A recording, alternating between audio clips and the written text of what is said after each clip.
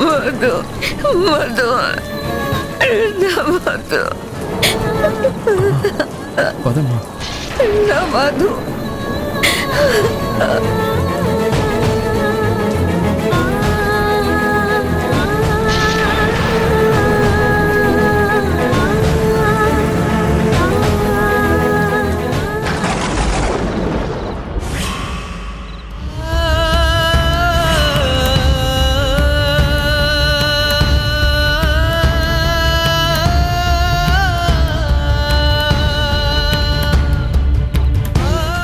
మొత్తానికి అది మౌన పోరాటం చేసి తను అనుకున్నదే సాధించింది.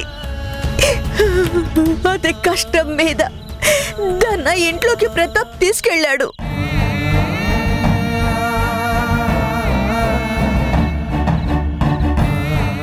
దాని కోరికో దేవుడి దయో ఇన్నేళ్లకి మధు నాన్న నాన్న అన్న కలవరింతకి అర్థం దక్కింది.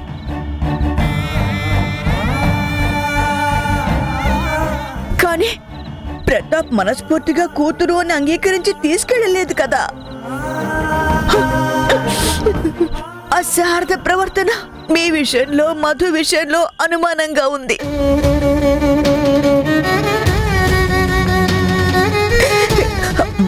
మధు వెళ్ళనైతే వెళ్ళింది, కానీ ఆ ఇంట్లో దాన్ని ఎలా చూస్తారో, ఇది ఎలా ఎమ్ముడుతుందో నాకు అర్థం కావడం లేదు. కానీ మన ఇల్లు కళ తప్పినట్టుగా అనిపిస్తుంది.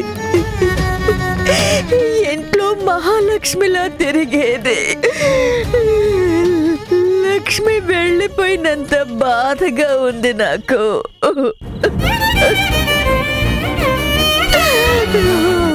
ఆడపిల్ల లేని లోటు కొట్టొచ్చినట్టుగా కనిపిస్తుందిరా.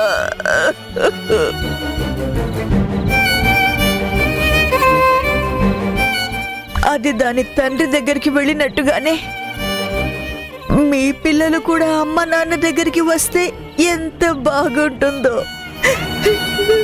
అప్పుడే ఈ ఇంటికి మళ్ళీ లక్ష్మి కళకు తిరిగి వచ్చినట్టు అనిపిస్తుంది.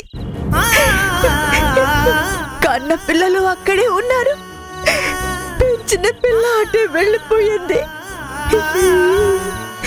ఇది ఎప్పటి నుంచో ఇలా జరుగుతుందేమో అని భయపడుతూనే ఉంది. అలాగే జరిగింది. దీని ముగ్గురు పిల్లలు దీనికి దూరం అయిపోయారు.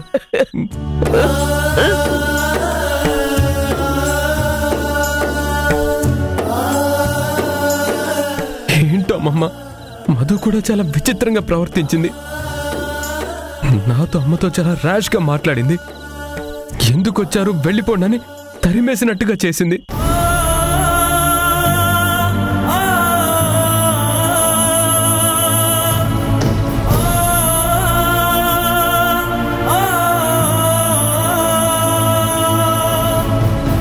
జనని, నీకు ఆల్రెడీ అక్కడ చెప్పాను, ఓ మార్పు ప్రారంభమైందని. ఓపిక చాలా అవసరమని చెప్పాను కదా జనని. ఇక నుంచి ఏ బాధైనా నువ్వు ఒంటరిగా భరించాల్సిన అవసరం లేదు. భర్తగా నీ బాధ్యత, నా ధర్మం.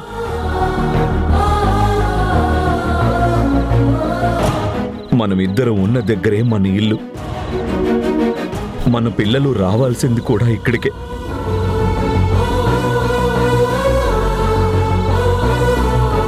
అత్తయ్య, ఇంక మీరు వేరే ఉండాల్సిన అవసరం లేదు. ఇంతకాలం ఈ ఎడబాటు భరించానేమో కానీ ఇక నా వల్ల కాదు.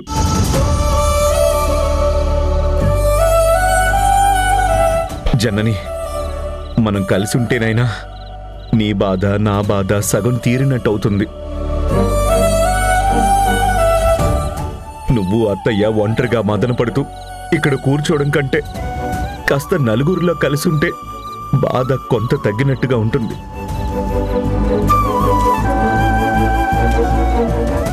ఇద్దరం కలిసే నిర్ణయాలు తీసుకుందాం. మన పిల్లల్ని మన ఇంటికి రప్పించుకుందాం. ఇక నుంచి మనమంతా ఒకే దగ్గర ఉందాం జనని. నువ్వొక చోట, నేనొక చోట, ఇంకొండాల్సిన అవసరం లేదు. గతంలో ఏవో స్పర్ధలు మన మధ్య దూరం పెంచాయి, కానీ ఇప్పుడు నేను నిన్ను పూర్తిగా అర్థం చేసుకున్నాను. మన మధ్య అపోహలకి తావు లేదు, అపార్థాలకి అవకాశం లేదు. అది నీ ఇల్లు, మన ఇల్లు, మనం కలిసి ఉండాల్సిన ఇల్లు. అత్తయ్య అన్నట్టు ఇక్కడ లక్ష్మి మరో ఇంటికి వెళ్ళింది, కానీ నువ్వు లక్ష్మిలా మన ఇంటికి రా. మన కూతురు మహాలక్ష్మిని కూడా ఆ ఇంటికే తెచ్చుకుందాం.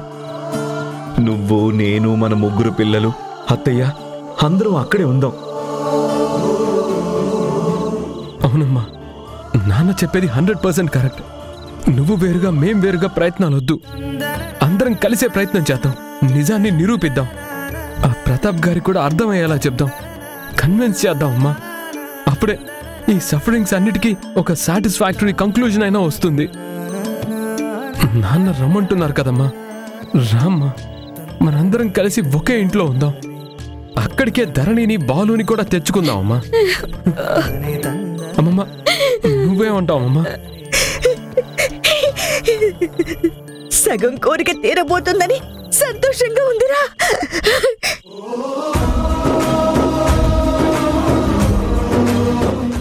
గుణ, జనని, నువ్వు, తన కన్న బిడ్డలందరూ ఒక చోట ఉంటే ఇంకా అంతకన్నా నాకు కావాల్సిన తృప్తే ఉందిరా.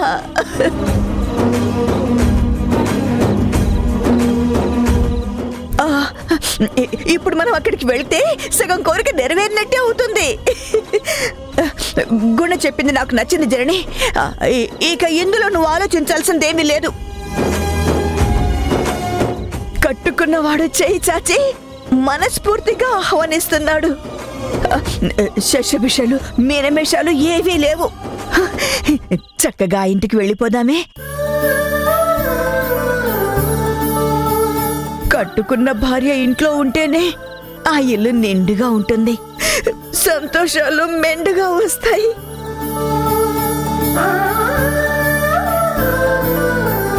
ఇంకీ విషయంలో నువ్వేం ఆలోచించాల్సిన పని లేదు జనని.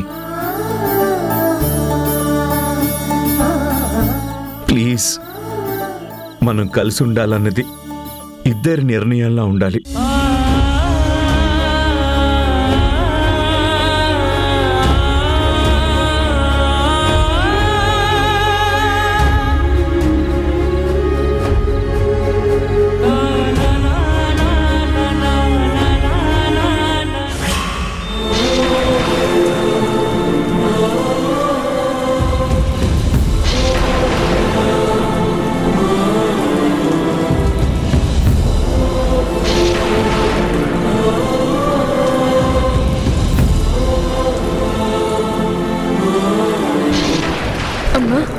వచ్చానమ్మా, ఎలా అయితేనే మన ఇంటికి వచ్చేసాను.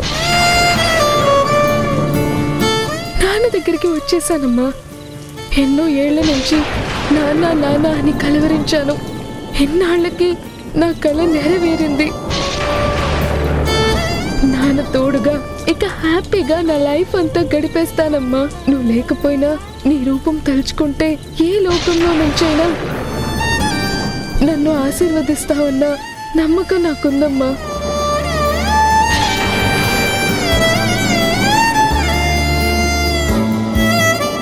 మధు, తుడుచుకో. ఏంటే ఎందుకీ సపర్యలు? తనకి మనకి బంధం లేదు, బంధుత్వం లేదు, చుట్టరికం లేదు, చుట్టము కాదు.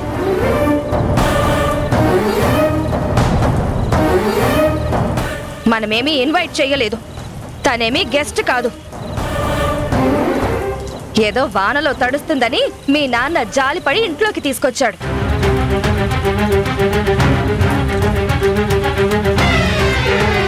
నువ్వు తల తుడిచి సాంబ్రాణి పొగలు వేసి హారతులిచ్చి ఆహ్వానాలు పలకాల్సిన అవసరం లేదు.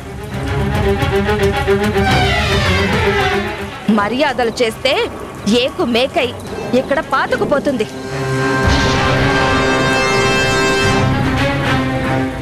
ఏడ్చి మనుషుల్ని మెత్తపడేలా చేయడం కాదు, కాని చోటుకొచ్చి కావాలని తిష్టలు వెయ్యడం కాదు.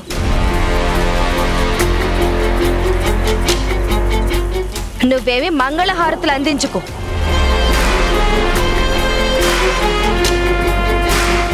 ఏంటి సంధించారు కదా అని ఇంట్లోకి దూరి ఏ గదిలో ఉండాలా అని కలిగి చూస్తున్నావా? నిన్ను ఇంట్లోకి రానివ్వడమే గొప్ప. ఇంకా గదులిచ్చి మర్యాదలు చేస్తారా? నా కర్మ కలి ఇంట్లోకి వచ్చావు.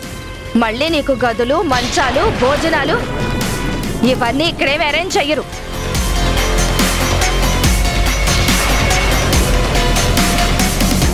నీ స్థానం అక్కడ.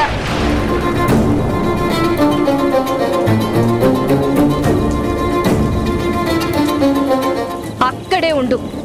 ఏడ్చావుగా, ఇంటి ముందర కూర్చుని ఏడ్చావు కదా. ఆ ఏడుపు ఇంట్లో ఏడవకు, ఆ మూలన పడుండు. పెడితే తిను, లేకపోతే పత్తులుండు. అడ్డమైన వాళ్ళు అడ్డమైన వరుసలు కలుపుకొని ఇంట్లోకి దూరిపోవడమే.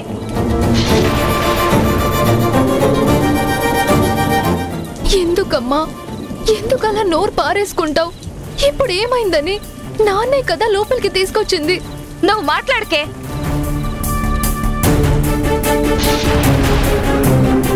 ఇలాంటి వాళ్ళని అయ్యో పాపం అనకూడదు. పరాయి వాళ్ళని పట్టుకొని నాన్న నాన్న అని పిలిచే వాళ్ళని ఇంకెలా చూస్తారే?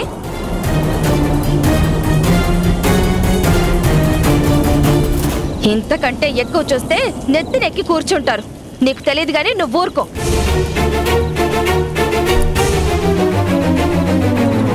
నాన్న, బుజ్జమ్మా, నువ్వు మాట్లాడుకో. తన విషయం అమ్మా నేను చూసుకుంటాం కదా. చూడమ్మా, మీ ఫ్యామిలీతో మాకు పరిచయం అయినప్పుడు, ప్రత్యేకంగా మీ తమ్ముడు చనిపోయినప్పుడు బాధపడుతున్న నిన్ను చూసి జాలేసింది. నా కూతురు వయసే కాబట్టి కూతురులా ఫీల్ అయ్యానే తప్ప కూతురు అని అనుకోలేదు. అప్పుడే కాదు, ఇప్పుడు ఎప్పటికీ కూడా అనుకోను. అసలు ఆ భావన నాకు ఎప్పటికీ రాదమ్మా. ఎందుకంటే నా పిల్లలు నా కన్న పిల్లలే అన్న నమ్మకం నాకుంది.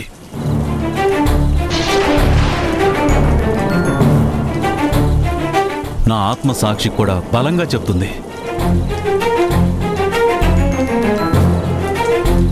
నువ్వు చిన్నప్పటి నుంచి నాన్న లేక నాన్న కోసం తప్పించుండి ఎవరు నాన్న అని మీ అమ్మ చెప్పినా కూడా నాన్న అని పిలవడం అలవాటైపోయిందమ్మా నీకు.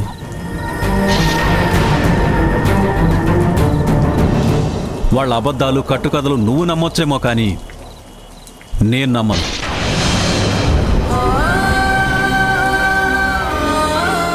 గుడ్డిగా నమ్మి మొండిగా ఇక్కడ చేరి నాన్న నాన్న అని నువ్వు 1,00,000 సార్లు పిలిచినా కూడా నేను మీ నాన్నని కాదు, కాలేను.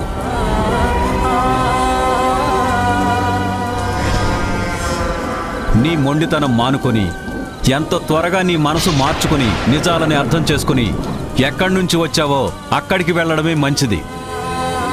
నువ్వు ఏవేవో లేనిపోని ఆశలు పెట్టుకుని తర్వాత నిరాశకు కుమిలిపోవడం కంటే తొందరగా తేరుకుని ఎవరిని ప్రశ్నించాలో వాళ్ళని ప్రశ్నించి ఎవరిని పిలవాలో వాళ్ళని నాన్న అని పిలిస్తే నీకే మంచిది.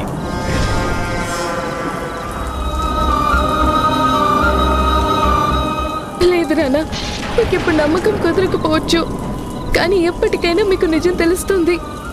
నమ్మాల్సిన పరిస్థితి వస్తుంది. నేను మీ కూతుర్ని అని మీకు నమ్మకం ఏర్పడుతుంది. మీరే తొందరలో వాస్తవాలు తెలుసుకుంటారు. అప్పటిదాకా నేను ఈ ఇంట్లో నుంచి బయటికి వెళ్ళడం జరగదు. ఆ తర్వాత పర్మనెంట్ గా ఇంట్లో ఉండాల్సిందాన్నే. చెప్తే అర్థం చేసుకోకపోతే నీ కర్మ నువ్వే అనుభవించి చావు. శారదా, చావులెందుకు కోరుకుంటున్నావు? ఉండని. తనే ఇవాళ కాకపోతే రేపు నిజం తెలుసుకుని తన దారిని తాను వెళ్ళిపోతుంది.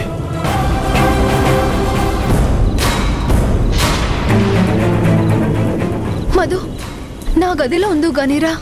ధరణి, నీకెవన్నా పిచ్చి పట్టిందా? ఏంటి నా గదిలో ఉందో గాని రాని పిలుస్తున్నావు? నీకు దానికి ఏ సంబంధము లేదు. నీ దారిన నువ్వు వెళ్ళు. జాలి దయ ఇలాంటి వాళ్ళ విషయంలో చూపిస్తే అది అపాత్రదానం లాంటిది అవుతుంది. నీకేం తెలియదు గాని నువ్వు వెళ్ళు. వెళ్ళండి, వెళ్ళండి.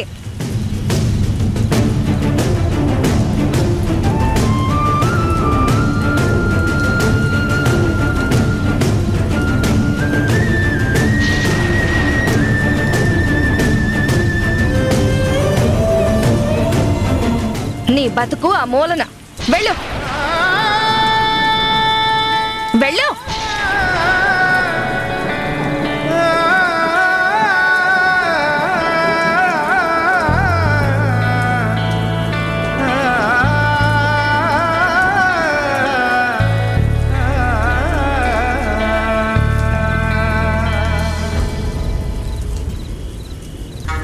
నువ్వు మొండిదానివైతే నేను నీకంటే మొండిదాన్ని.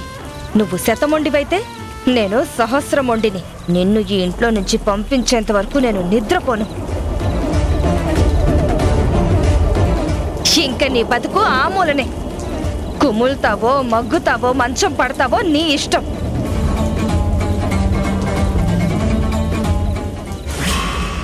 ఏ వైపుకు సాగుతోంది ఆలోచన, ఎటువైపో నీ పాదం పయనించెనా, కలగన్నా కాలమేదో సమీపించిన, ఇంకా నీలోన నీకు ఇదే యాతన.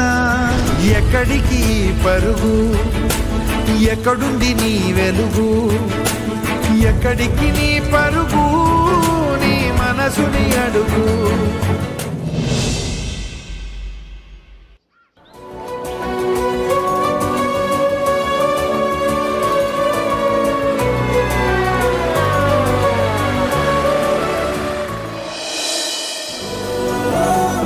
అమ్మా రా.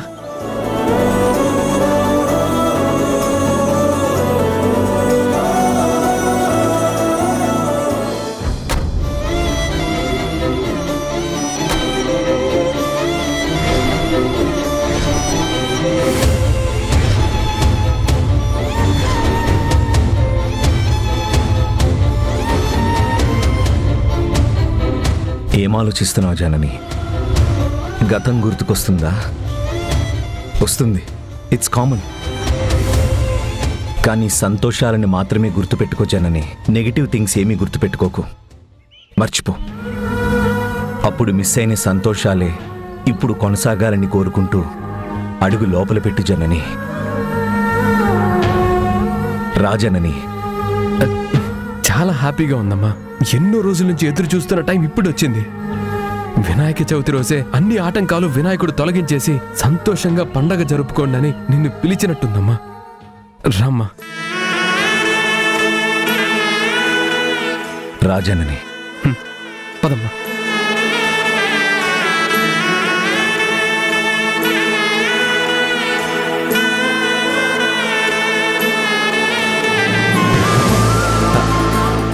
అమ్మా, కుడికాలు ముందు పెట్టి పదమ్మా. ఇక నుంచి అన్ని సంతోషాలే. అందరం షేర్ చేసుకుంటూ బ్రతికేద్దాం.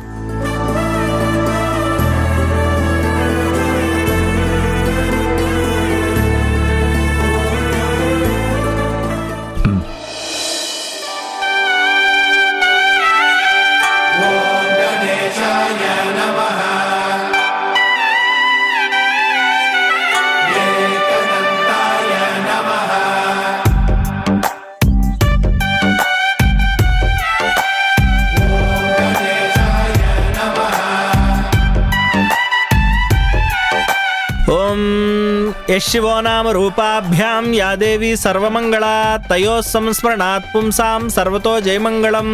ओम शांति शांति शांति. రండమ్మా రండి, గణపతికి ఘనంగా మొక్కుకోండి. ఇవాళ వినాయక చవితి. మనస్ఫూర్తిగా ఆ బొజ్జ గణపతిని మొక్కుకుంటే ఇబ్బందులు తొలగి ముందు ముందు ఎలాంటి ఆటంకాలు రాకుండా ఆయనే విఘ్నాలన్నీ దూరం చేసి సంతోషాల్ని మీకు పంచుతాడు. ఆ తండ్రి ఆశీర్వాదం ఉంటే ఎలాంటి చింతలు మీ దరిదాపులకు రావు. జై గణపతి.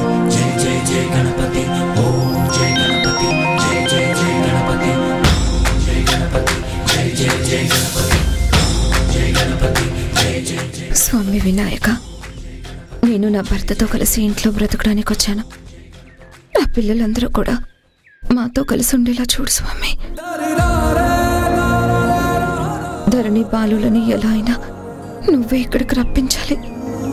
ఎలా అయినా మా కుటుంబం అంతా ఈ ఇంట్లో కలకాలం కలిసిమెలిసి ఉండేలా దీవించు తండ్రి.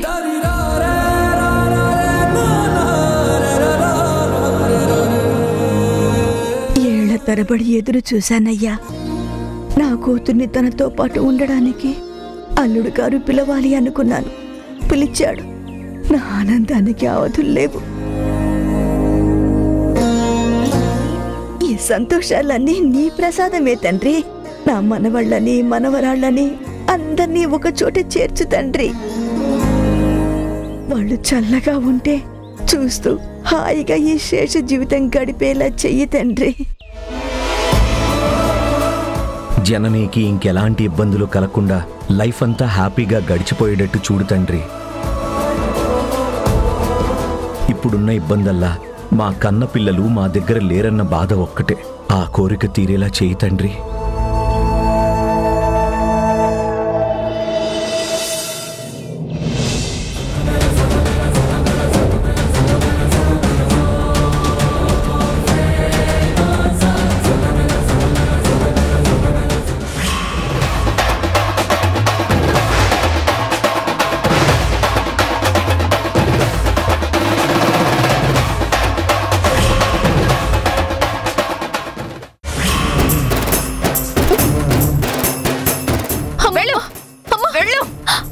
పని చేస్తేనే పట్టెడన్నం పెడతాను, లేకపోతే పెట్టే బేడ సర్దుకొని బయలుదేరు.